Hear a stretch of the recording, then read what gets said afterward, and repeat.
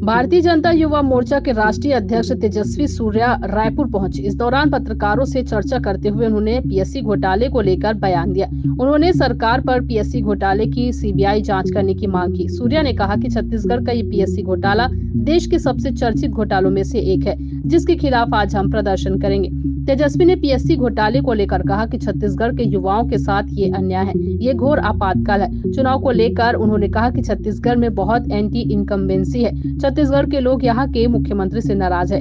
युवाओं को चुनाव में मौका देने को लेकर तेजस्वी ने कहा कि भाजपा और शीर्ष नेतृत्व इसके ऊपर निर्णय लेंगे। पूरे देश में भाजपा अकेली पार्टी है जो राजनीति में युवाओं को प्रोत्साहित करती है। जो युवा राजनीतिक बैकग्राउंड से नहीं आते, ऐसे नौजवानों को भी मौका देकर आगे बढ़ाती है। उत्तर प्रदेश, गुजरात और कर्नाटक के हर चुनाव में भाजपा युवा मोर्चा के कई सारे कार्यकर्ताओं को चुनाव में मौका दिया गया। छत्तीसगढ़ में भी ऐसे युवा मैदान में नजर आएंगे।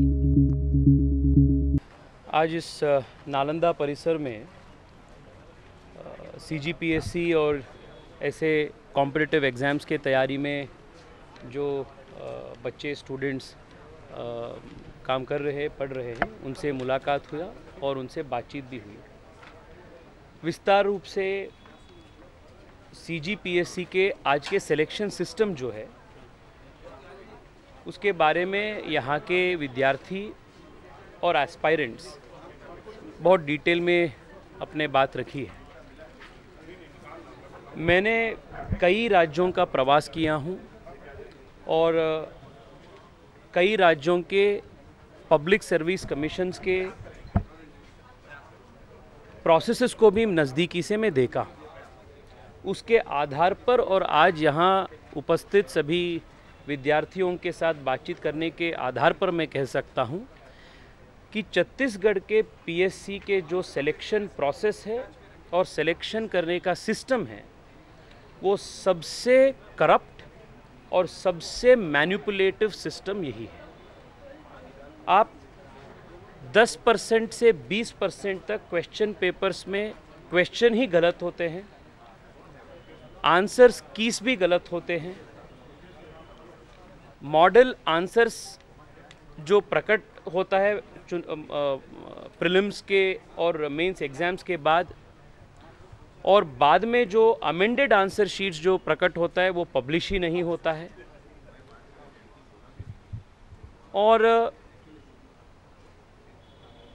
एग्ज़ाम को स्पेसिफिकली एक दुरुद्देश्य के साथ एक साजिश के आधार पर टफ कर जिसको सेलेक्ट करना पहले ही तय होता है उनको आंसर शीट्स लीक कर दिया जाता है और उन लोगों का ही पास हो जाता है। ऐसे एक बहुत ओपेक सिस्टम, बहुत करप्ट और मैनिपुलेटिव सिस्टम आज सीजीपीएससी में जारी है। और जो बच्चे यहाँ तैयारी कर रहे हैं वो आम परिवार से आते हैं, सामान्य परिवार से आते हैं। 3-4 साल लगातार प्रयास कर एक प्रकार के तपस्या कर इस एग्ज़ाम को पास करने के लिए प्रयास करते हैं। पर जब सिस्टम ही उनके खिलाफ होते हैं तब हतोत्साहित हो जाते हैं, डिमोरलाइज हो जाते हैं और पूरे सिस्टम के ऊपर जो भरोसा होते हैं एक युवाओं का, वो पूरा भरोसा टूट जाता है।